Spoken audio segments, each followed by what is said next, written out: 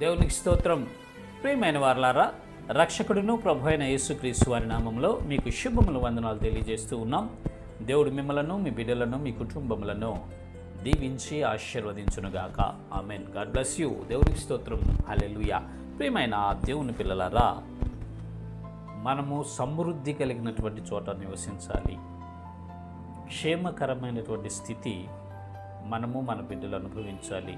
నెమ్మది కలిగినటువంటి పరిస్థితులు, ఆశీర్వాదకరమైనటువంటి కుటుంబము, అభివృద్ధి చెందినటువంటి ప్రాంతము, ఇలాంటివన్నీ మనము కోరుకుంటూ ఉంటాం. మంచిది. అలాంటి చోట మనం నివసించడం అవసరం కూడా.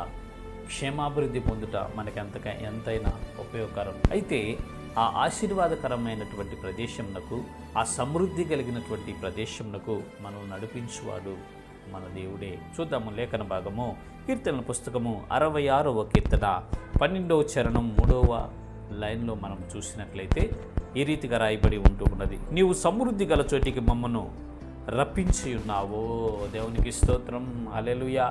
నీవు సమృద్ధి కలిగిన చోటికి మమ్మ రప్పించి ఉన్నావు అని ఆనాడు ఇశ్రాయేల్ ప్రజలు దేవునితో మొరపెట్టుకుంటున్నారు, కృతజ్ఞతాస్తుతులు చెల్లిస్తున్నారండి. ఇదివరకు మేము బాధలో ఉన్నాము, శ్రమలో ఉన్నాము, దుఃఖంలో ఉన్నాము, బానిసత్వంలో ఉన్నాము, ఏడుపులో ఉన్నాము, పేదరికంలో మగ్గిపోయాము, కొరతలతో లోటులతో మేము బ్రతికాము.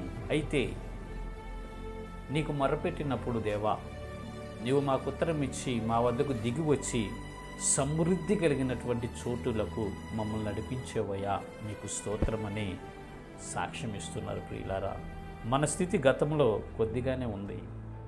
కొరతలతోనూ, లేమితోనూ, లోటుతోనూ మనం ఉన్నాం. అయితే దేవునిని ఆశ్రయించిన తర్వాత, దేవుని వద్దకు వచ్చిన తర్వాత, దేవుని చిత్తానికి మనం అప్పగించుకున్న తర్వాత ఆయన మనలను సమృద్ధి కలిగినటువంటి చోటుకు నడిపిస్తూ ఉన్నాడు. దేవునికి స్తోత్రం. హల్లెలూయా. ఓ ప్రియమైన సహోదరి, సహోదరుడా, నీవు లేమిలో ఉన్నావా? నీవు కొరతలో ఉన్నావా? నీవు బాధలో ఉన్నావా? నువ్వు ఇబ్బందుల్లో, ఇక్కట్లో ఉన్నావా? కడగండల్లో ఉన్నావా? అయితే దేవుని యందు విశ్వాసం ఉంచండి. అయితే యేసు ప్రభువారి యందు మీరు విశ్వాసం ఉంచినట్లయితే ఆయన మిమ్మలను సమృద్ధి కలిగినటువంటి చోటుకు నడిపిస్తాడు. ఆయన మిమ్మలను ఆశీర్వాదకరమైనటువంటి చోటుకు నడిపిస్తాడు. ఆయన మిమ్మల్ని ఉన్నతమైనటువంటి స్థితి స్థానంలోకి మిమ్మల్ని నడిపిస్తాడు. ప్రియులారా, ఆయన యందు విశ్వాసం ఉంచండి.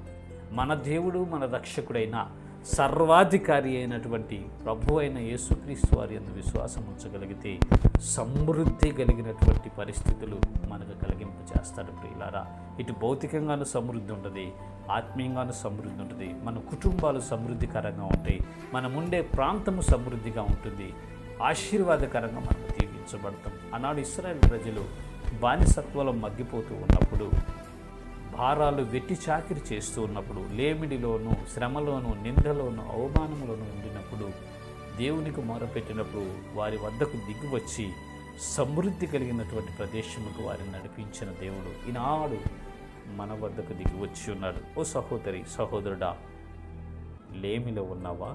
కొరతలో ఉన్నావా? అయితే ఈ సమయం అందే దేవునిని వేడుకో.